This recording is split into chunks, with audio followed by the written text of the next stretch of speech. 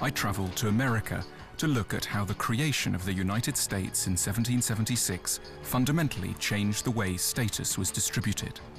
The constitution of this new country was based on an idea that would come to affect almost every aspect of life right across the modern Western world, the idea of meritocracy.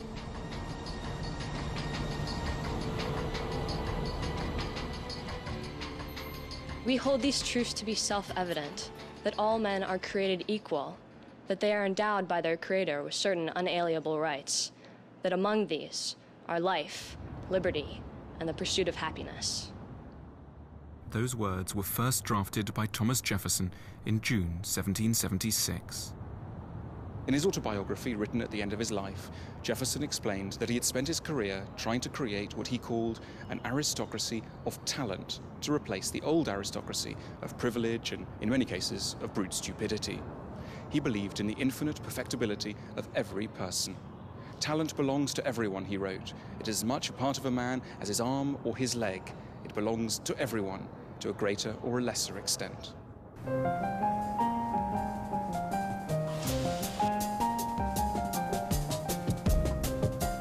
From the early 19th century onwards, American bookshops grew filled with autobiographies of self-made heroes and compendia of advice directed at the not yet made.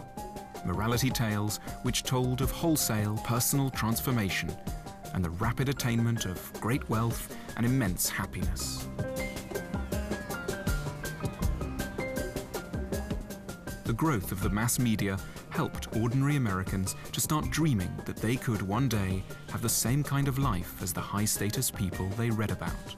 Ladies' Home Journal, Cosmopolitan and Vogue brought an expensive life within the imaginative reach of all. With enough talent, anyone could do anything. Good morning, everybody. It is 8:30 and time to be in class. Would you please stand for our Pledge of Allegiance? I pledge allegiance to the flag of the United States of America and to the republic for which it stands, one nation, under God, indivisible, With liberty and justice for all. We need to have a moment of silence, please. This is Jefferson High School, just outside Washington, D.C. The pupils here are imbued with the ideals of meritocracy on a daily basis. Thank you, and have a great day. This American ideal doesn't, of course, involve a search for equality, merely an initial period of strictly policed equal opportunity.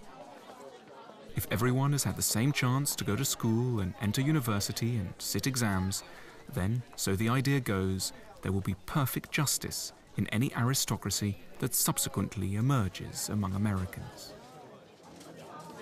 The students here really are taught that they could become anything that they wanted in life, that if they work hard enough, if they believe in themselves enough, they can achieve anything. It's an immensely moving idea, one that you can feel energizes the whole of a school like this.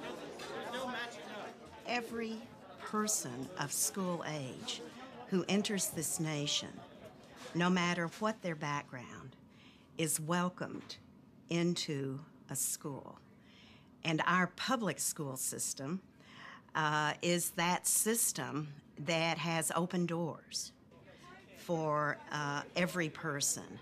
So you need not be of a certain economic group, ethnicity, geography. If you are living in the United States, even if you're an illegal immigrant, you're entitled to go to our schools, which is an awesome undertaking and very difficult. In some of my schools, we have taken in young people who have actually come straight out of the jungle, and they're maybe 15 years old and they have never been in a school in their life. They are literally illiterate.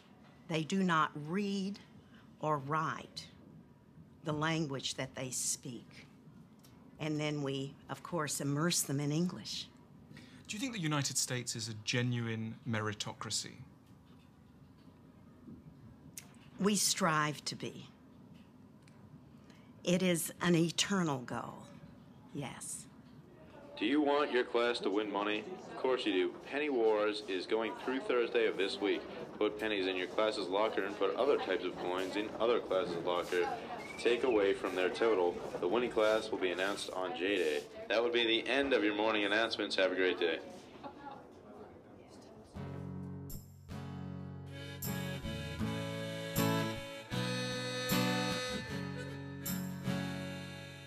The American dream took a long time to filter back to the motherland.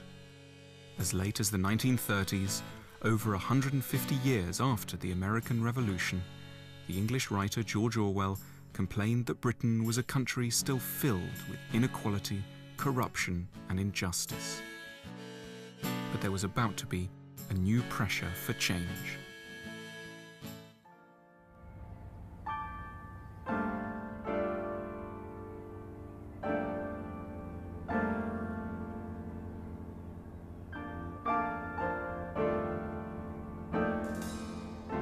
What we need now in Britain is a revolution against class privilege. We need to fight against the notion that a half-witted public schoolboy is better at his job than an intelligent mechanic. Although there are gifted and honest individuals among them, we have to break the grip of the old aristocracy. England has to assume its real and just shape. In March 1936, George Orwell came to Wigan in Lancashire and spent 2 months here. He was appalled by the poverty that he saw all around him. But what appalled him even more were what he felt to be the causes of the poverty. The fact that those who had low status didn't seem to deserve it. He came away calling for a revolution in a class structure.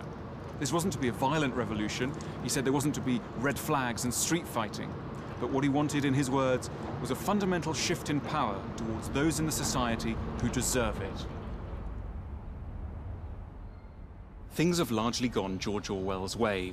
Whatever the differences between politicians on left and right, what they're all agreed on is the priority to get a true meritocracy up and running. They may differ about their views on how to do this, but they're all agreed on its central importance. If you come to Wigan today and visit one of its biggest comprehensives, Kingsdown School, you'll find Orwell's ideas for a meritocracy being put into action. League table came out, right? And once again, we're at the top of the tree. I think we've been there all year. I think you have. I don't think there's been any point at which we've fallen off this top position, but there's still a couple of months left in school where we can be caught up if we let our standards drop. Right? We don't want to come second. We need to make sure that we finish at the top. The school was in decline when I first came because attainment was low and morale was pretty low too.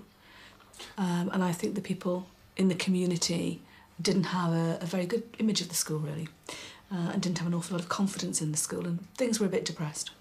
So what did you start doing as soon as you came here? Well, what we really had to do was raise morale, really, and build self-esteem, and those were the key things to do.